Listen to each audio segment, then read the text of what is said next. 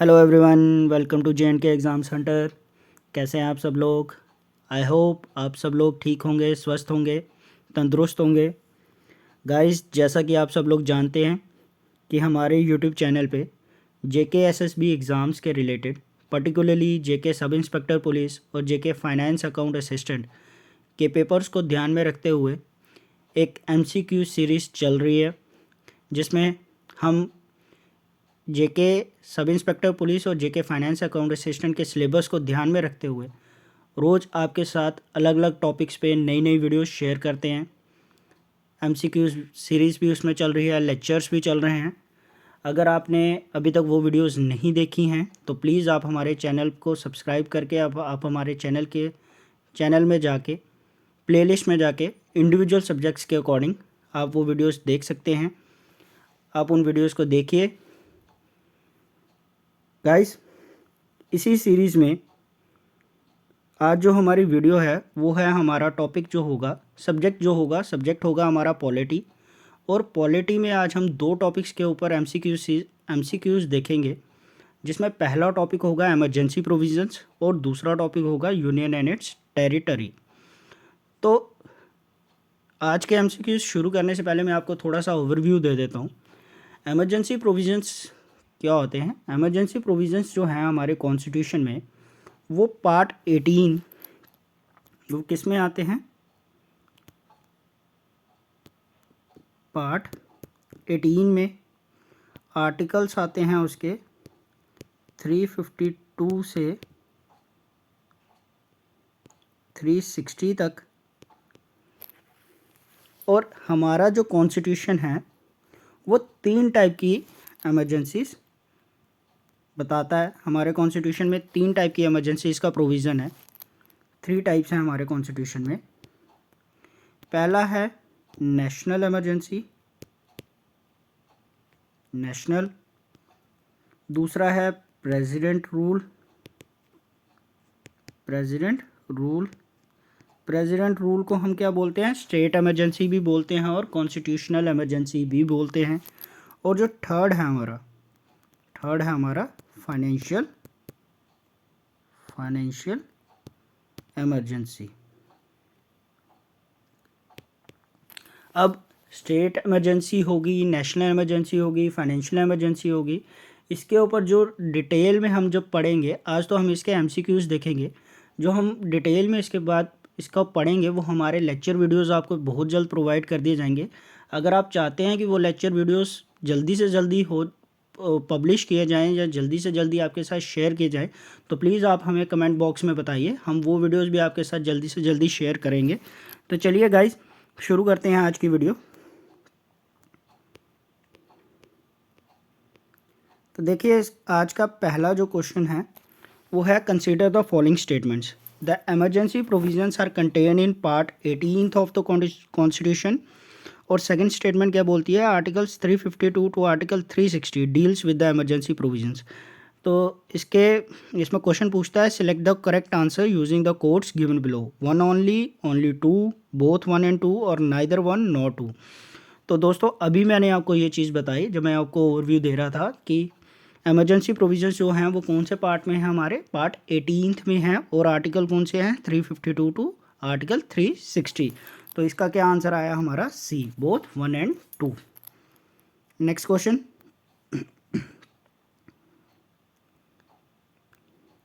Consider the following statements regarding financial emergency. कुछ statements दी है फाइनेंशियल इमरजेंसी के रिलेटेड। उसमें पहली स्टेटमेंट है, article 360 empowers the parliament to proclaim a financial emergency. और सेकंड है, only once financial emergency has been declared so far in 1991 financial crisis. पहली स्टेटमेंट बोलती है कि आर्टिकल जो 360 है वो पार्लियामेंट को एम्पावर करता है कि वो फाइनेंशियल इमरजेंसी लगा सकती है। और सेकंड स्टेटमेंट बोलती है कि अभी तक फाइनेंशियल इमरजेंसी सिर्फ एक ही बार लगी है इंडियन हिस्ट्री में। ये याद रखिएगा, ये आफ्टर इंडिपेंडेंस की बात हो रही है। तो आफ्टर इंडिपेंडेंस इंडियन हिस्ट्री में फाइनेंशियल इमरजेंसी जो है ये कह रहा है कि एक ही बार लगी है 1991 में, जब फाइनेंशियल क्राइसिस हुए थे। तो अब आपको बताना है कि इसमें करेक्ट आंसर कौन सा है। 1 ओनली पहला सही है, ओनली 2 बोथ 1 एंड 2 या डी नाइदर 1 नॉर 2। तो गाइज इसका जो सही आंसर है वो है नाइदर 1 नॉर 2। अब नाइदर 1 नॉर 2 क्यों है, मैं आपको ये चीज़ बताता हूँ। आर्टिकल 360 जो है, ये तो सही है कि आर्टिकल 360 के अकॉर्डिंग ही फाइनेंशियल इमरजेंसी लगती है, बट ये याद रखिएगा आर्टिकल 360 पार्लियामेंट को एम्पावर नहीं करता है। आर्टिकल 360 पार्लियामेंट को एम्पावर नहीं करता है। आर्टिकल 360 किसको एम्पावर करता है? प्रेसिडेंट को। प्रेसिडेंट को एम्पावर करता है, पार्लियामेंट को नहीं करता है। वो प्रेसिडेंट को एम्पावर करता है कि प्रेसिडेंट फाइनेंशियल इमरजेंसी लगा सकते हैं। और किसकी एड, मतलब कि किसकी एडवाइस पे लगाएंगे? वो लगाएंगे on the advice of council of ministers. Council of ministers का क्या मतलब हो गया? कैबिनेट। काउंसिल ऑफ मिनिस्टर्स की एडवाइस पे लगाएंगे। और कौन लगा सकता है? प्रेसिडेंट लगा सकता है, पार्लियामेंट नहीं लगा सकती है। इसलिए हमारी पहली स्टेटमेंट क्या है? गलत है। और दूसरी स्टेटमेंट क्या बोलती है? Only once financial emergency has been declared so far in 1991 financial crisis. अभी तक फाइनेंशियल इमरजेंसी एक ही बार लगी है 1991 के फाइनेंशियल क्राइसिस में। तो गाइस ये चीज़ भी गलत है। अभी तक इंडियन हिस्ट्री में आफ्टर इंडिपेंडेंस फाइनेंशियल इमरजेंसी कभी नहीं लगी है। नो, कभी नहीं लगी है फाइनेंशियल इमरजेंसी, कभी नहीं लगी। इवन 1991 के फाइनेंशियल क्राइसिस में भी नहीं लगी थी। तो इसका क्या आंसर आएगा? Neither 1 nor 2। आई होप आपको ये एक्सप्लेनेशन समझ आई होगी। ये याद रखिएगा, कंफ्यूज नहीं होना है पेपर में कि उन्होंने पार्लियामेंट लिखा है, हमने सिर्फ आर्टिकल देखा तो हम इसको टिक कर देंगे, ये सही हो जाएगा। ये याद रखिएगा, पार्लियामेंट को नहीं वो एम्पावर करती है। वो किसको एम्पावर करती है? प्रेसिडेंट को एम्पावर करती है। चलिए नेक्स्ट क्वेश्चन देखते हैं।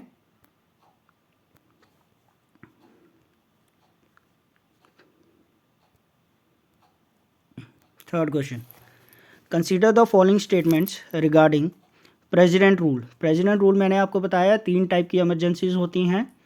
कौन कौन सी? पहली होती है नेशनल इमरजेंसी, जो आर्टिकल 352 के अकॉर्डिंग लगती है।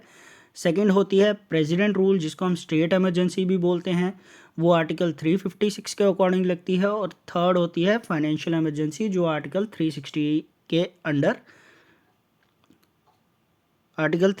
अंडर लगती है। तो अब हम इसमें थोड़ी सी स्टेटमेंट्स पढ़ते हैं। ये बोल रहा है, पहली स्टेटमेंट है, proclamation imposing president rule must be approved by both the houses of parliament within 6 months from the date of its issue। और सेकेंड स्टेटमेंट है, it can be extended for a maximum period of 3 years with the approval of the parliament every 9 months। तो अब हमें ये 2 statements दी हैं, पर question को ध्यान से पढ़िएगा। इस बार उसने पूछा है कि इनकरेक्ट स्टेटमेंट कौन सी है। पहले जो क्वेश्चन था उसमें पूछा था करेक्ट स्टेटमेंट कौन सी है, इसमें पूछा है इनकरेक्ट, गलत स्टेटमेंट कौन सी है। तो वन गलत है, सेकंड गलत है, दोनों गलत हैं या दोनों सही हैं। तो इसका जो आंसर है गाइज वो है दोनों सही हैं, दोनों गलत हैं। Both 1 and 2 are wrong statements. Both 1 and 2 are wrong statements. अब ये क्यों है, मैं आपको इसकी एक्सप्लेनेशन देता हूँ।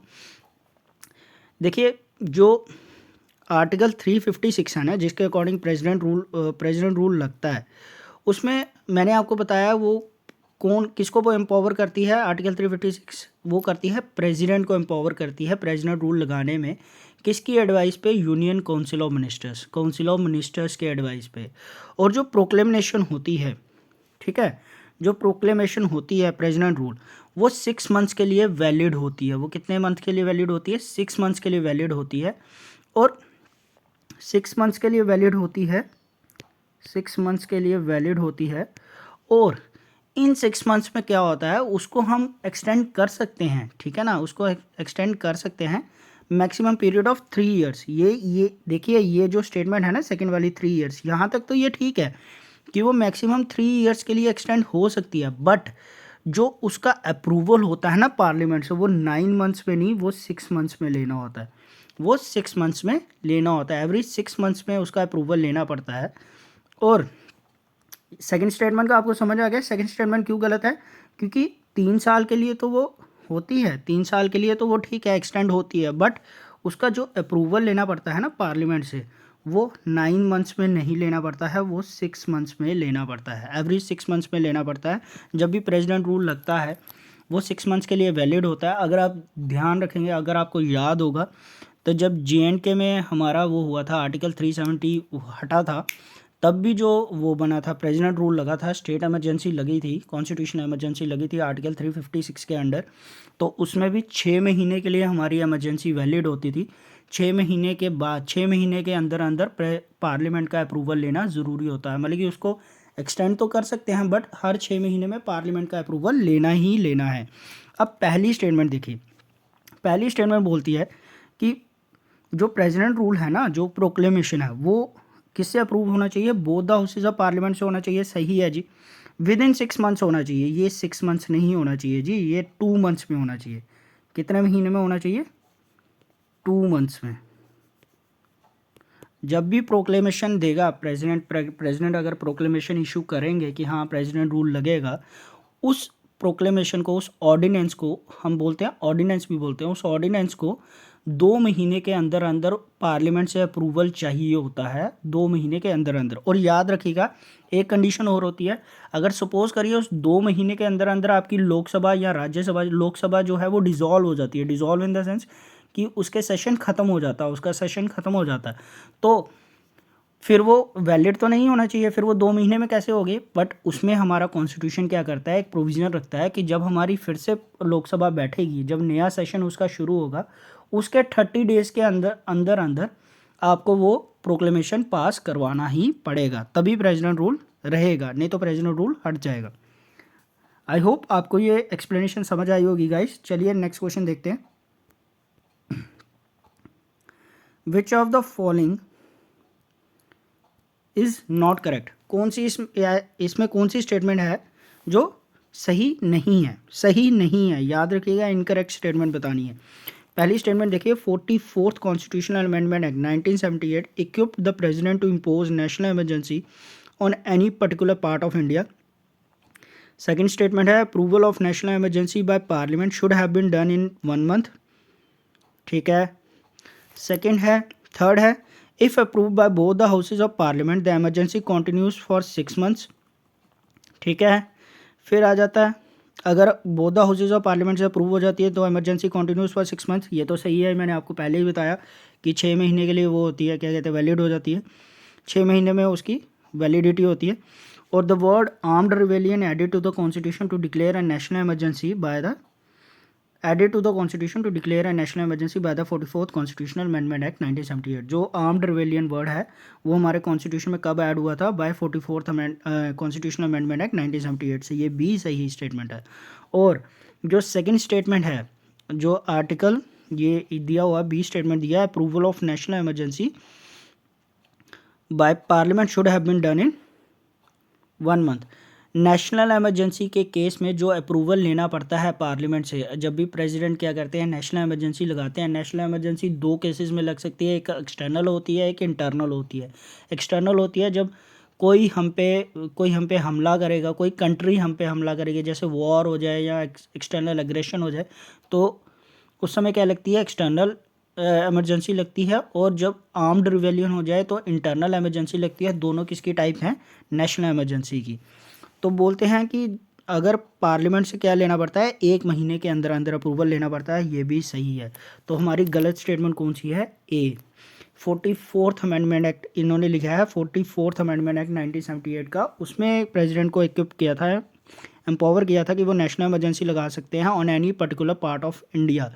तो गाइज ये गलत है, ये गलत है। 44th अमेंडमेंट एक्ट नहीं था, वो था 42nd अमेंडमेंट एक्ट 1976। इसने एम्पावर किया था प्रेसिडेंट को कि वो नेशनल इमरजेंसी लगा सकते हैं किसी भी पर्टिकुलर पार्ट ऑफ इंडिया पे। तो चलिए नेक्स्ट क्वेश्चन देखते हैं। Who can revoke the proclamation of national emergency? National emergency का जो प्रोक्लेमेशन होता है वो कौन रिवोक कर सकता है, मतलब कि कौन हटा सकता है? प्रेसिडेंट, पार्लियामेंट, लोकसभा या राज्यसभा? कौन हटा सकता है? तो इसका सही आंसर है प्रेसिडेंट।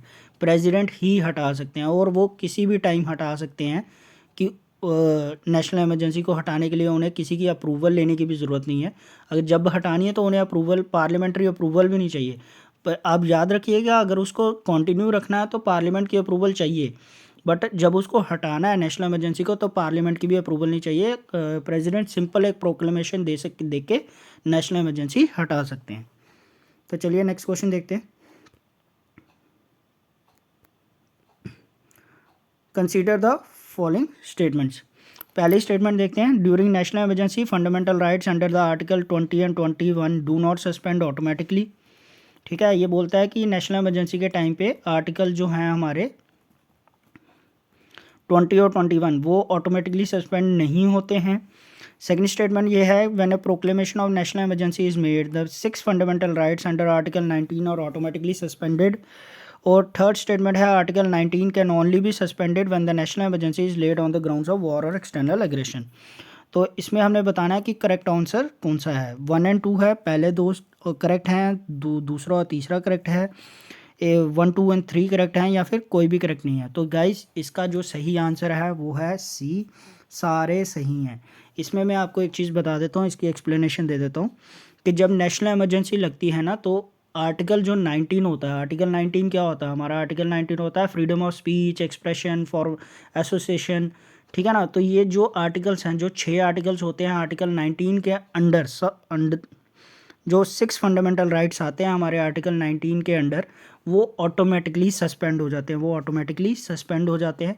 बट जो आर्टिकल 20 और 21 है ना, ये हमारा सस्पेंड नहीं होता है, ये कभी सस्पेंड नहीं होते। आर्टिकल 20 और आर्टिकल 21 कोई भी इमरजेंसी लगेगी उसमें सस्पेंड नहीं हो पाते हैं, उसमें सस्पेंड नहीं होते हैं। बट आर्टिकल 19 क्या होता है, आर्टिकल 19 जो है वो ऑटोमेटिकली सस्पेंड होता है। जैसे ही इमरजेंसी लगी आर्टिकल 19 सस्पेंड हो गया, आर्टिकल 19 के जितने भी फंडामेंटल राइट्स हैं वो ऑटोमेटिकली सस्पेंड हो जाते हैं। ठीक है, और जैसे ही इमरजेंसी हटती है तो आर्टिकल 19 फिर से रिस्टोर हो जाता है। मतलब कि वो जो 6 फंडामेंटल राइट्स हैं हमारे पास, freedom of speech, expression, association, और भी हैं 2-3 राइट्स, वो सारे क्या होते हैं, वो ऑटोमेटिकली रिवोक हो जाते हैं, मतलब कि ऑटोमेटिकली वापस आ जाते हैं, हमें फिर से मिल जाते हैं। और थर्ड स्टेटमेंट क्या बोलती है, article 19 can only be suspended when the national emergency is laid on the grounds of war और एक्सटर्नल एग्रेशन। ये भी सही है। आर्टिकल 19 मैंने अभी आपको बताया, जब भी नेशनल इमरजेंसी लगती है वॉर और एक्सटर्नल एग्रेशन के केसेस में, उसमें जो आर्टिकल 19 है वो सस्पेंड हो जाता है। ठीक है, इंटरनल इमरजेंसी जब लगेगी, इंटरनल इमरजेंसी के केस में, इंटरनल इमरजेंसी मैंने आपको बताया आर्म्ड रिवेलियन के केस में, उसमें प्रेसिडेंट अगर वो रिवोक करना चाहे तो वो कर सकते हैं, अगर प्रेसिडेंट उसको सस्पेंड करना चाहे तो कर सकते हैं। तो इसलिए इसका करेक्ट आंसर क्या है, 1 2 एंड 3 सभी सही हैं। तो चलिए नेक्स्ट क्वेश्चन देखते हैं। Consider the following statements. National emergency under article 352 has been proclaimed 3 times so far. जो नेशनल इमरजेंसी है आर्टिकल 352 के अकॉर्डिंग वो 3 बार अभी तक वो हुई है, प्रोक्लेम्ड हुई है, 3 बार लगी है। और सेकंड स्टेटमेंट है, first proclamation of the national emergency was made in December 1971। जो पहली बार नेशनल इमरजेंसी लगी थी वो कब लगी थी, दिसंबर 1971 में। अब इसमें हमें बताना है select the incorrect statement. Guys याद रखिएगा, इसमें भी इनकरेक्ट स्टेटमेंट्स मांगी हैं, करेक्ट स्टेटमेंट नहीं मांगी है, इनकरेक्ट स्टेटमेंट मांगी है। तो इसका जो अब ऑप्शंस देख लेते हैं, only 1, both 1 and 2, only 2, neither 1 not 2। तो इसमें गलत स्टेटमेंट कौन सी है, गलत स्टेटमेंट है सिर्फ ओनली 2, ओनली 2 ही गलत है। सिर्फ सेकंड स्टेटमेंट गलत है, फर्स्ट स्टेटमेंट सही है। ये बिल्कुल सही है कि जो हमारी इमरजेंसी है, नेशनल इमरजेंसी है, वो 3 बार लगी है अभी तक। कब कब लगी है, 1962 में जब चाइनीज़ एग्रेशन हुआ था, 1971 में जब पाकिस्तान के साथ लड़ाई हुई थी, और 1975 में भी।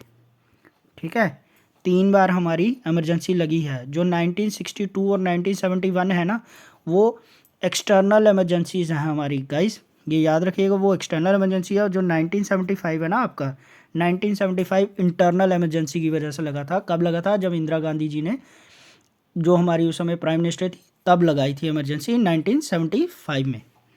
ठीक है, तो इसका क्या आंसर आया, ओनली 2।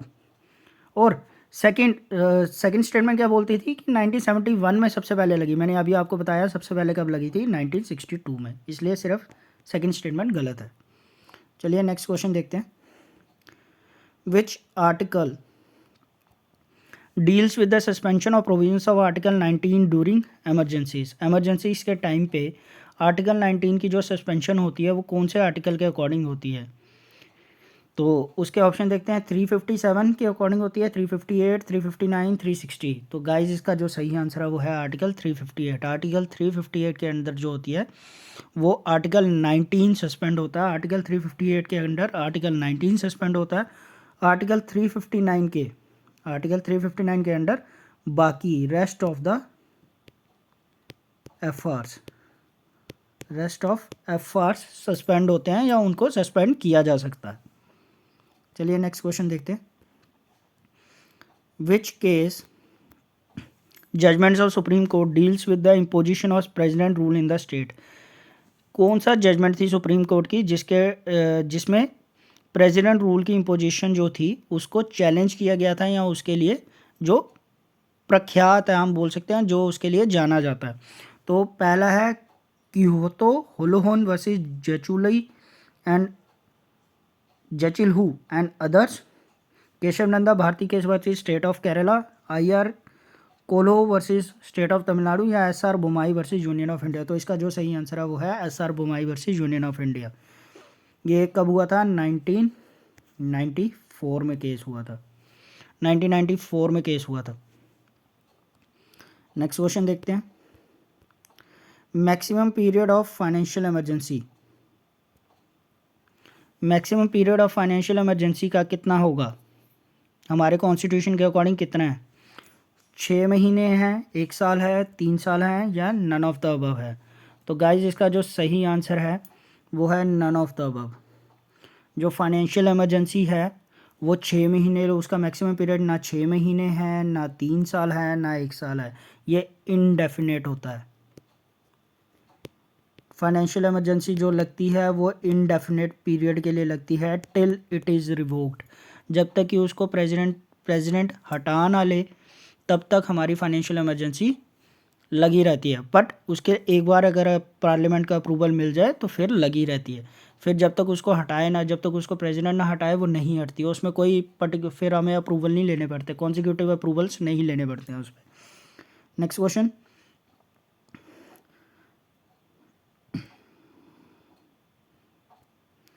तो चलिए गाइस, हमारे इमरजेंसी प्रोविजंस के क्वेश्चंस ख़त्म हो गए। अब हमारा टॉपिक आ गया है आपका यूनियन एंड इट्स टेरिटरी। तो यूनियन एंड इट्स टेरिटरी का पहला जो क्वेश्चन है वो हम देखते हैं। इसमें पहला क्वेश्चन क्या बोलता है? अब यूनियन एंड इट्स टेरिटरी के बारे में आपको थोड़ा सा वो देता हूँ, आइडिया देता हूँ। यूनियन एंड इट्स टेरिटरी जो होता है हमारा, उसमें हमारे आर्टिकल्स आते हैं। हमारे कौन से आर्टिकल्स आएंगे? आर्टिकल्स आएंगे हमारे 1 से लेके 4 तक। हमारे आर्टिकल 1 से लेके 4 तक जो है वो यूनियन एंड इट्स टेरिटरी के साथ डील करता है। पार्ट 1 होता है, ये याद रखिएगा, पार्ट 1 के अकॉर्डिंग आते हैं। तो चलिए इसका पहला क्वेश्चन देखते हैं। पहला क्वेश्चन बोलता है कंसीडर द फॉलोइंग स्टेटमेंट्स। इन स्टेटमेंट्स को कंसीडर करिए। पहली स्टेटमेंट है article 1 describes India that is Bharat as a union of states. और सेकंड स्टेटमेंट है article 1 describes India that is Bharat as a federation of states. तो इसमें ये पूछ रहा है which of the above statements is are correct. कौन सी स्टेटमेंट सही है या गलत? स्टेटमेंट सही है, दोनों सही हैं, या कौन सी सही है? 1 ओनली, 2 ओनली, 1 and 2 ओनली, या नन ऑफ द अबव? तो इसका जो सही आंसर है वो है 1। सिर्फ पहली स्टेटमेंट सही है। अब आर्टिकल 1 जब हम पढ़ेंगे, आर्टिकल 1 जब हम पढ़ते हैं तो आर्टिकल 1 क्या बोलता है? आर्टिकल 1 बोलता है India that is Bharat as a union of states rather than a federation of states. तो पहली ये क्या चीज़ें दिखाता है? आर्टिकल 1 हमें क्या चीज़ें बोलता है? एक तो पहली चीज़ हमें नेम ऑफ द कंट्री बताता है जो कि भारत है, इंडिया है, ठीक है। और दूसरी क्या बोलता है? हमें टाइप ऑफ पॉलिटी, हमारी पॉलिटिकल सिस्टम कैसा है। तो इसका क्या आंसर है? इसका आंसर है 1 ओनली। सिर्फ पहला सही है, India that is Bharat as a union of states. तो चलिए नेक्स्ट क्वेश्चन देखते हैं। What is the correct chronological order of creation of.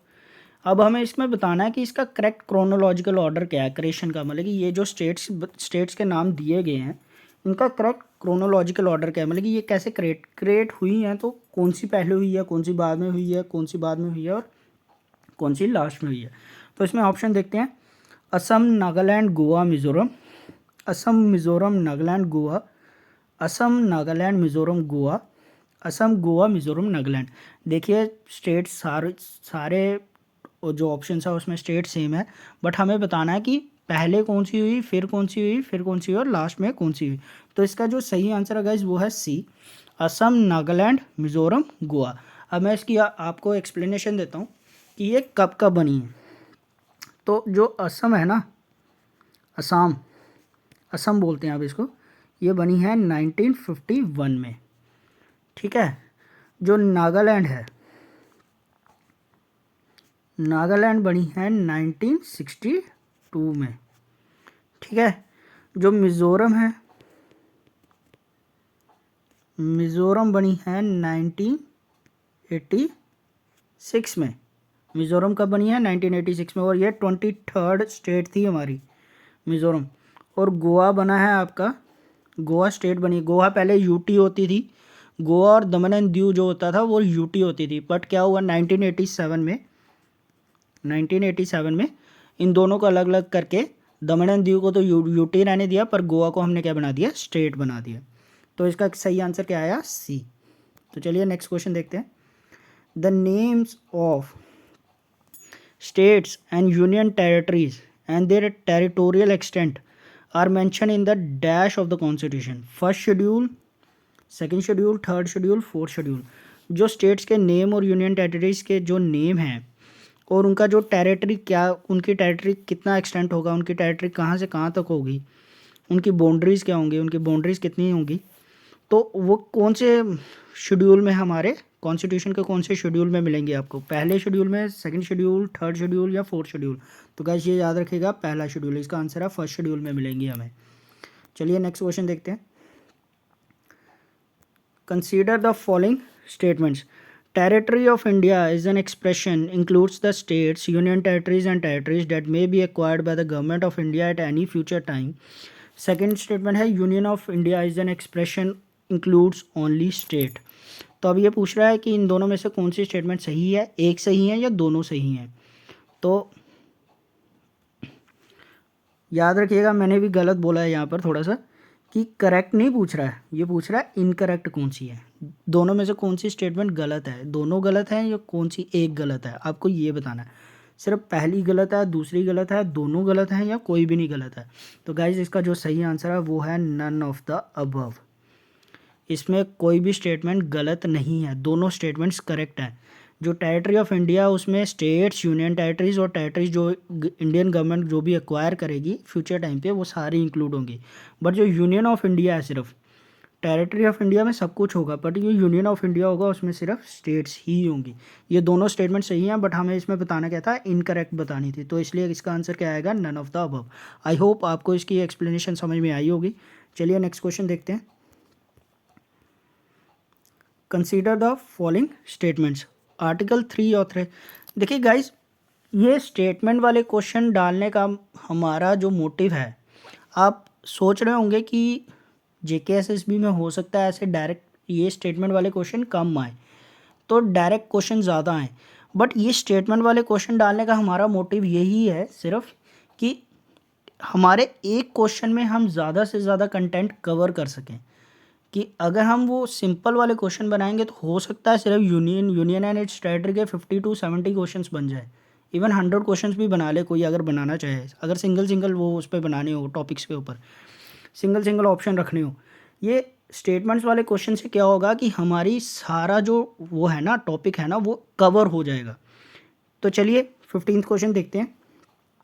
Article 3 authorises the parliament. Article 3 जो है वो पार्लियामेंट को ऑथराइज करता है। पहला ऑप्शन दिया है, form a new state by separation of territory from any state.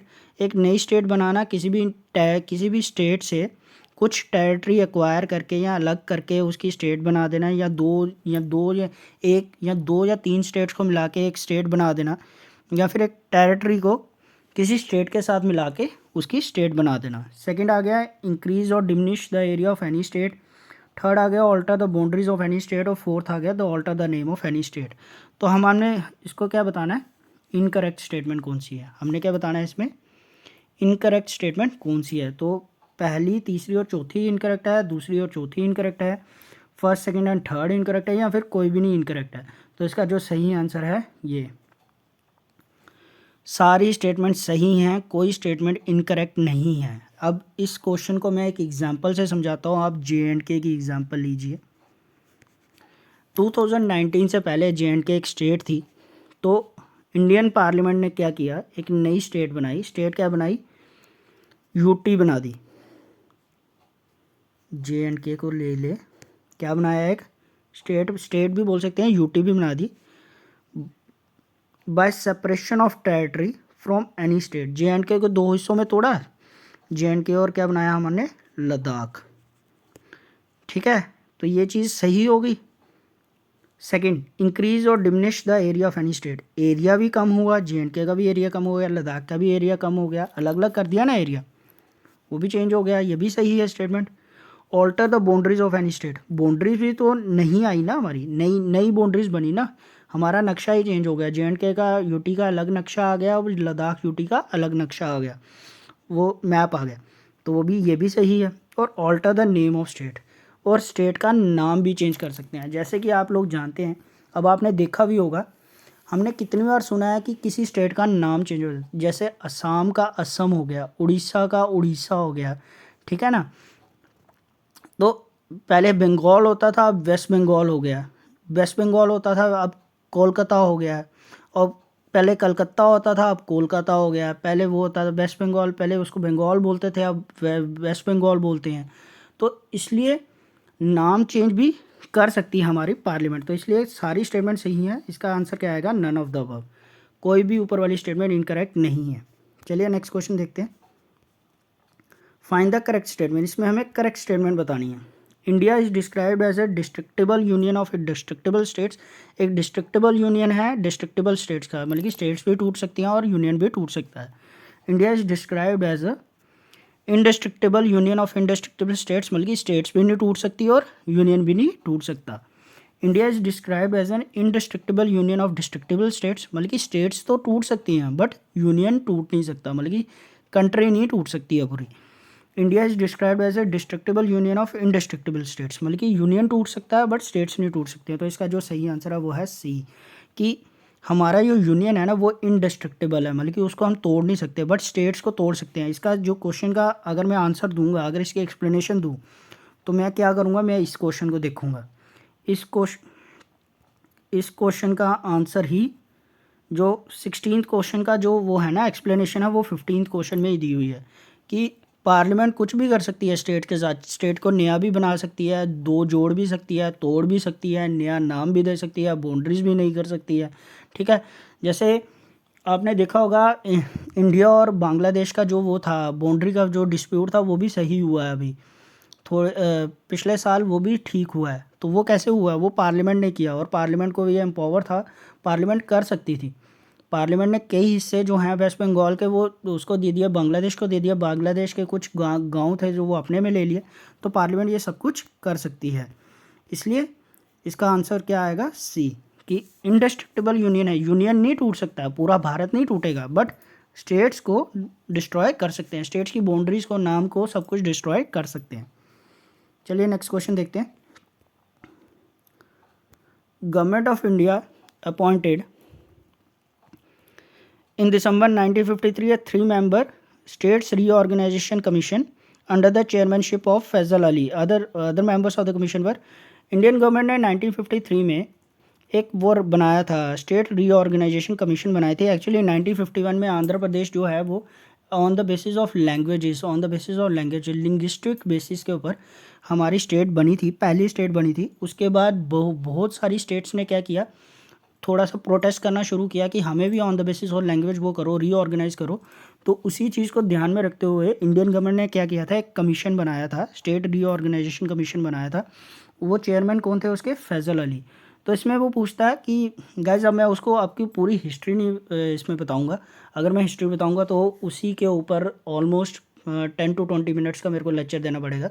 वो मैं जब इसका लेक्चर दूंगा ना इस टॉपिक के ऊपर, यूनियन एंड इट्स टेरिटरी के ऊपर जब लेक्चर आएगा, लेक्चर वीडियो आएगी, उसमें मैं आपको वो डिटेल में बताऊंगा।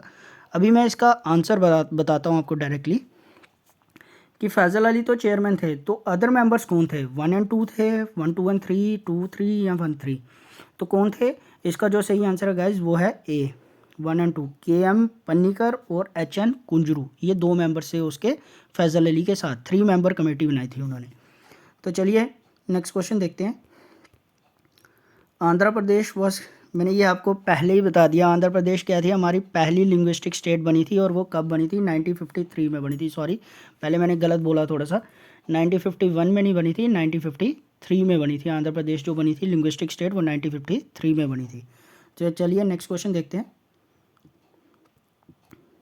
Hyderabad, Junagadh and Kashmir princely states earlier refused to join India or Pakistan. In course of time, they were also integrated with India. Find the correct match. Hyderabad by means of police action, Junagadh by means of referendum, Kashmir by means of instrument of cession, all of the above. इसमें question में ये कह रहा है कि हैदराबाद, जूनागढ़ और जो Kashmir province princely states थी हमारे इंडिपेंडेंस के टाइम पे, वो ना इंडिया के साथ आ रही थी ना पाकिस्तान के साथ आ रही थी। तो but in course of time, due course of time, मतलब कि वक्त के साथ साथ वो इंडिया में इंटीग्रेट होगी, इंडिया के साथ ही मिलगी। तो ये बताओ कि करेक्ट मैच क्या है? मतलब कि हैदराबाद जो आया था वो पुलिस एक्शन के थ्रू आया था, जूनागढ़ जो आया था बाय मींस ऑफ रेफरेंडम हुआ था, कश्मीर जो आया था वो इंस्ट्रूमेंट ऑफ सेशन हुआ था, या ऑल ऑफ द अबव, कि ऊपर वाले तीनों सही हैं। तो इसका जो सही आंसर है वो है ऑल ऑफ द अबव, ऊपर वाले तीनों सही हैं, कि तीनों सही हैं। हैदराबाद जो आया था पुलिस एक्शन से आया था, जूनागढ़ रेफरेंडम से आया था, कश्मीर के आया था इंस्ट्रूमेंट ऑफ सेशन से आया था। चलिए गाइज, आज का हम अपना लास्ट क्वेश्चन देखते हैं। Consider the following statements. Portuguese ruled Pondicherry, अभी उसको हम पुडुचेरी बोलते हैं, over this territory until they handed over this territory to India in 1954। और द सेकंड स्टेटमेंट है the French Dadra and Nagar Haveli, French ruled Dadra and Nagar Haveli before Indian government took over it. तो इसमें से करेक्ट स्टेटमेंट क्या है? Only 1, only 2, both 1 and 2, D none of the above. तो इसका जो सही आंसर है वो है नन ऑफ द अबव। ये दोनों स्टेटमेंट गलत हैं जी। अब गलत क्यों है मैं इसकी एक्सप्लेनेशन देता हूँ आपको। जो पौंडीचेरी है ना, ये याद रखिएगा, पौंडीचेरी जो थी वो पुर्तगीज़ ने रूल नहीं की थी। ये पी से हो सकता है हमें लगे कि हाँ उन्होंने की थी। पौंडीचेरी कौन रूल करता था? फ्रेंच। पौंडीचेरी कौन थी? फ्रेंच की कॉलोनी थी, फ्रेंच रूल करते थे। तो वो रूल करते थे, उन्होंने क्या किया था 1954 में, ये सही है 1954 में ही हैंड ओवर हुई थी, बट उसको रूल कौन करता था? फ्रेंच करते थे, वो नहीं करते थे, पोर्तुगीज़ नहीं करते थे। और सेकंड स्टेटमेंट देखते हैं अब हम। जो दादर एंड नागर हवेली है उसमें फ्रेंच नहीं था जी। दादर एंड नागर हवेली में क्या था? आपके पुर्तगीज़ थे, पुर्तगीज़ थे। दादर एंड नागर हवेली में पुर्तगीज़ थे। तो वहाँ से जो है इंडियन गवर्नमेंट ने उसको टेक ओवर किया था, उनसे टेक ओवर किया था, पुर्तगीज़ से किया था। इसलिए इस क्वेश्चन का आंसर क्या आया आपका? नन ऑफ द अबव आया, नन ऑफ द अबव आया। आई होप आपको इसकी एक्सप्लेनेशन समझ में आई होगी। तो गाइस, आज हमने पॉलिटी के इस दो टॉपिक्स के ऊपर MCQs देखे। एक था एमरजेंसी प्रोविजंस और एक था हमारा union and it's territory. I hope आपको ये MCQs समझ आए होंगे, इनकी एक्सप्लेनेशन समझ आई होगी। दोस्तों, अगर आप चाहते हैं कि हाँ आपको हमारी PDFs भी अवेलेबल हों इन टॉपिक्स की, जैसे कि हमने जो वीडियो आपके साथ शेयर किया है, अगर आप चाहते हैं कि आपको PDF भी मिले, तो हमारी PDF जो जितनी भी होंगी, जितनी भी हमारी वीडियोस आई हैं अभी तक MCQs की, सभी टॉपिक्स की, आपको उसकी PDF जो है वो हमारे टेलीग्राम चैनल पे मिल जाएंगी। हमारे टेलीग्राम चैनल का डिस्क्रिप्शन, हमारे टेलीग्राम चैनल का जो लिंक होगा वो डिस्क्रिप्शन में, वीडियो के डिस्क्रिप्शन में दे दिया जाएगा। और अगर आपने अभी तक पहली वीडियोस नहीं देखी हैं तो प्लीज़ उन वीडियोस को देखिए। हम पूरी कोशिश करते हैं कि हम आपके साथ जो कंटेंट शेयर करें वो इतना अच्छा हो कि आपको और कोई चीज़ को रेफ़र ना करना पड़े। तो गाइस, चलिए आज की वीडियो मैं यहीं ख़त्म करता हूँ। अगर आपको हमारी वीडियोस अच्छी लग रही हैं तो प्लीज़ हमें कमेंट सेक्शन में बताएं, कि आपको ये हमारी वीडियोस कैसी लग रही हैं। तो अगर आपको ये वीडियोस अच्छी लग रही हैं तो प्लीज़ हमारे चैनल को लाइक करें, सब्सक्राइब करें, शेयर करें, ज़्यादा से ज़्यादा शेयर करें, ताकि और भी स्टूडेंट्स तक या हमारा चैनल हमारे वीडियोस पहुंच सकें, उनका भी फ़ायदा हो, उनका भी भला हो। तो चलिए guys, thank you and have a nice day.